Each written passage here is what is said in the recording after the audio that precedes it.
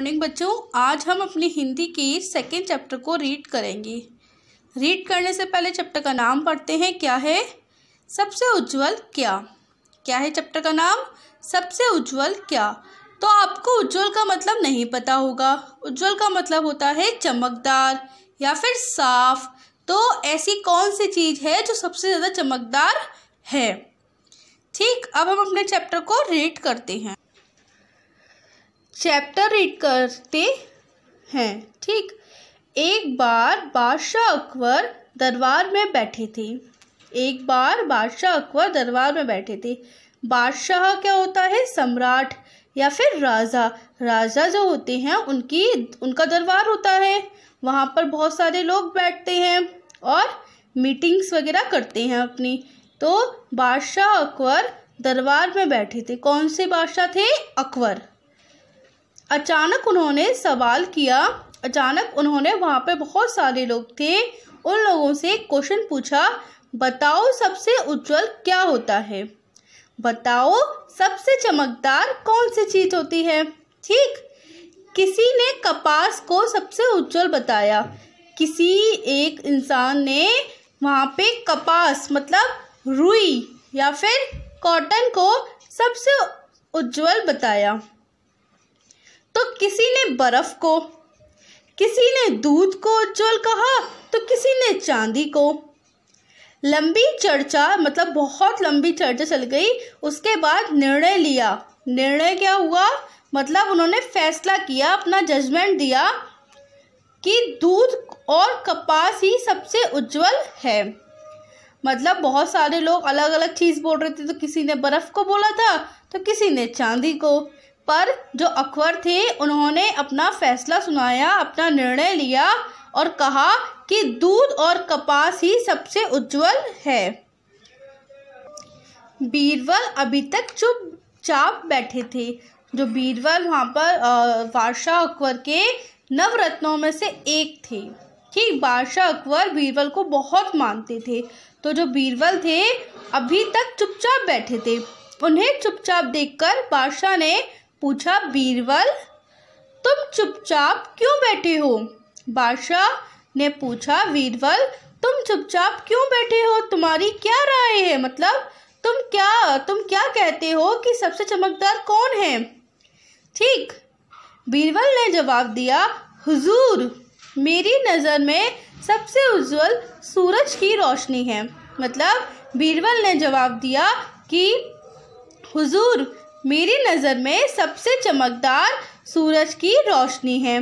बादशाह अकबर ने कहा, बीरबल तुम हमेशा सबसे अलग बात करते हो। बीरबल तुम हमेशा सबसे अलग बात करते हो। क्यों भाई?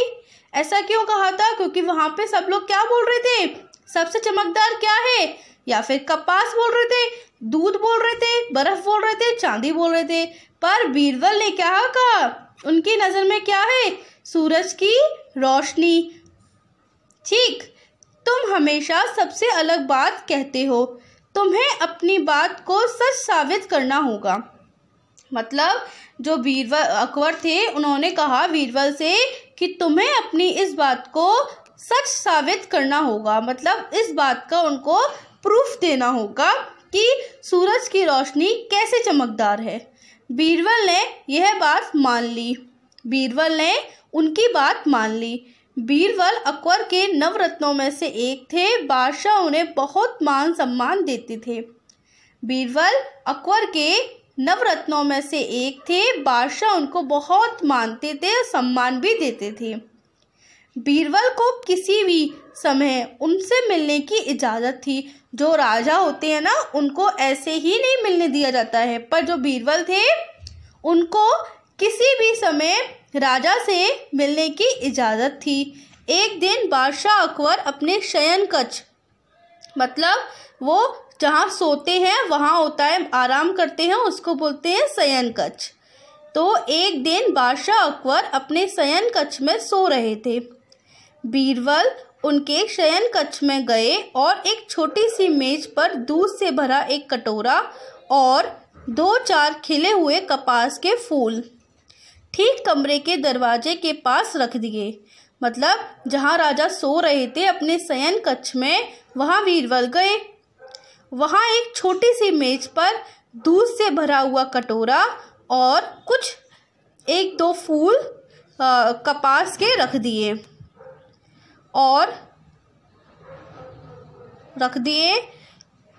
कपास के फूल ठीक कमरे के दरवाजे के पास रख दिए। इसके बाद बीरबल ने कमरे का दरवाज़ा धीरे से सटा दिया, मतलब बीरबल ने धीरे से कमरे का दरवाज़ा बंद कर दिया और चुपचाप दरवाजे के बाहर ही ओट में खड़े हो गए, मतलब चुपचाप दरवाजे के बगल में ही खड़े हो गए।